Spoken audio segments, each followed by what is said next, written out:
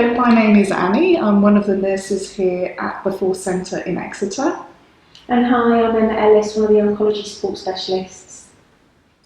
And we're here really to give a brief overview of what's available at Force currently and how we've managed to deliver those services through the pandemic. I think what we do know is it's been a really strange year, full of unknown and being unsettling for many people, including ourselves, and we've made adjustments where we can. And I think it's just interesting, isn't it, for people to know what we have been able to do and what we're continuing to do and what we might do if things change again. How have you found it with your team this year and the bits that we offer, Annie? So I suppose for everybody it was quite a dramatic shutdown in March, but Force was able to sort of have a look at the services that we offer and turn them around quite quickly. So unfortunately we lost all that face-to-face contact, which we really know the importance of, how valuable that is for people. But we did use a lot of virtual contact, so we used video calls, telephone support. So we were really able to support people. Our 5 core services in essence continued apart from the complementary therapies for obvious reasons. But we were able still to offer nurse support over the phone. Your service for the counselling service, that still continued, which was really invaluable for people.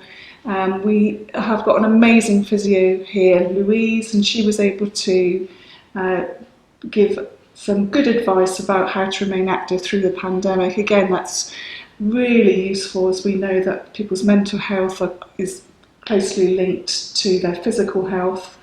And also the benefits advice. Mike Watson, our benefits advisor from the CAB, was able to work continuously through, and that's been enormously helpful. As we know, finances have been strained for a lot of people. And I think what our team found really helpful was how we could work closely together. So the information team alongside the counselling, we were quite often in contact with each other so that we could best support people, because we know that this core services that we have were even more important through this year.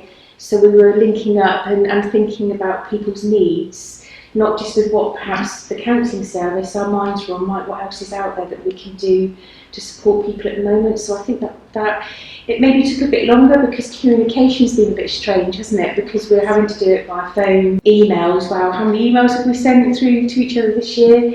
But I think it was just that linked up working together, but we just adjusted in a different way, didn't we? Yeah. And I think what we were really aware of as well is that people that were using our services were having to adjust as well. So it was trying to support people as best as we could.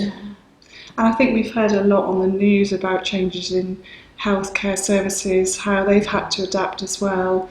And I think we talk a lot about isolation, and obviously there was that physical lockdown of isolation, but people were accessing their healthcare in different ways, and so it was new to everybody, with lots of uncertainty in that. But I think Force has been able to actually deliver a lot of support during that time, and it continues to evolve as we go on. And the importance as we enter winter and the second lockdown is to keep those services going. Yeah, and I think it is the adapting and evolving that's happened, hasn't it? So our services traditionally up to March have been very much face-to-face.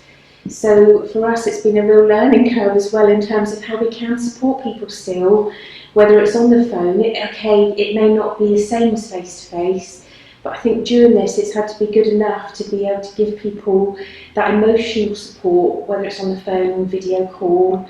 And then as we've been coming out and restrictions were loosened and relaxed a bit, we've also been able to offer the face-to-face. So we're blending our services in a way that we haven't done before by being able to see people, whether it's phone, face-to-face or Zoom. And I think actually some people have found that helpful because it's not always been easy for people to make the journeys in here. So even if we say every second or third appointment that we offer in terms of the counselling team might be face-to-face, so there is that connection. But equally it suits people's way of living and needs that we can just tweak it as and when's necessary. And I think that's been working very well.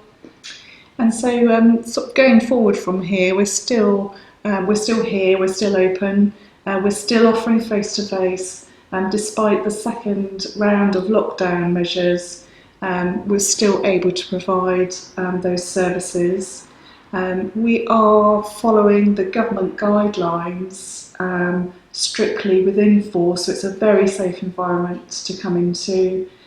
We also have the support from the infection control teams at the Royal Devon and Exeter Hospital, so we are completely adhering to all of those policies. So hopefully that will reassure people that they can still drop in, still use our services face to face, and what would be great is to hear just a little bit as we enter winter, we enter a second lockdown, what might be helpful in terms of psychological tips for the next period that we're entering. Yeah, I think what we've been really aware of in the counselling team is that the resources and the bits that people found helpful have not been so easily accessible during this time, so it's really thinking creatively about how you might do things differently.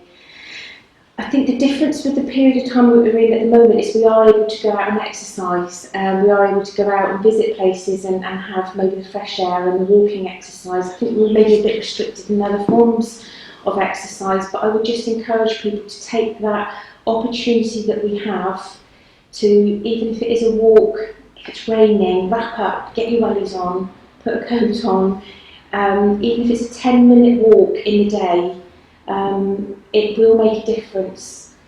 It can be small incremental little things that you do within a day that can have it's almost like a snowball effect that can take you through to the end. So it might be that you think about what the exercise might be. Do you do something differently in the house? Might you use a YouTube yoga type video? What things make your heart sing? So might you order a particular nice food at different times? A particular cordial, so there's something about food and drink in there. Make something of the meal times that you have. So set the table up and make it an event almost within the day. It can be easy, I think, when we live busy lifestyles as well, that we just quickly rush these things and don't take time to actually enjoy the flavour of the foods and just being sitting. And if you do live with somebody and you live with a family, just having that time to have a bit of the communal talking together. Try not to make what you talk about too much around the virus and what's happening at the moment. I think the danger at the moment is it dominates a lot of our conversations and what we're thinking about. So sometimes set yourself a theme of what you might talk about, favourite films, books. There's various different games that you might come up with just to stimulate the brain in a different way rather than re-triggering the stress response, if you like, anxiety around the virus and perhaps what you're living in around cancer at the moment and how it might be affecting your treatment, or if you've got a compromised immune system. It's trying to think of ways that you can distract from that to keep the body and the mind in balance.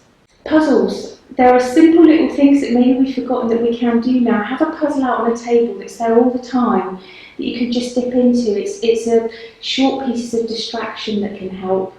I've started doing Lego. I know that might sound strange, but I've got technical Lego that I have out on the table and I just dip in and out of it through the week. And it's just a good way of distracting. So there's various different hobbies, and I don't know what you do in terms of. Well, I think music's really important. Yeah. And actually, I think one of your team had offered that to some of the visitors here. That when do we ever sit down and properly listen to a piece of music from start to finish? I mean, I think that's a really good distraction, and music can lift the spirits as well. But I think also there's some really good resources on our website, and the films there are worth dipping into and seeing what's available there to support you ongoing. Yeah, so it's really about looking about what makes your heart sing, as you said before. But I think there's lots of resources out there, and it's just tapping into those and working out what works for you and supports you.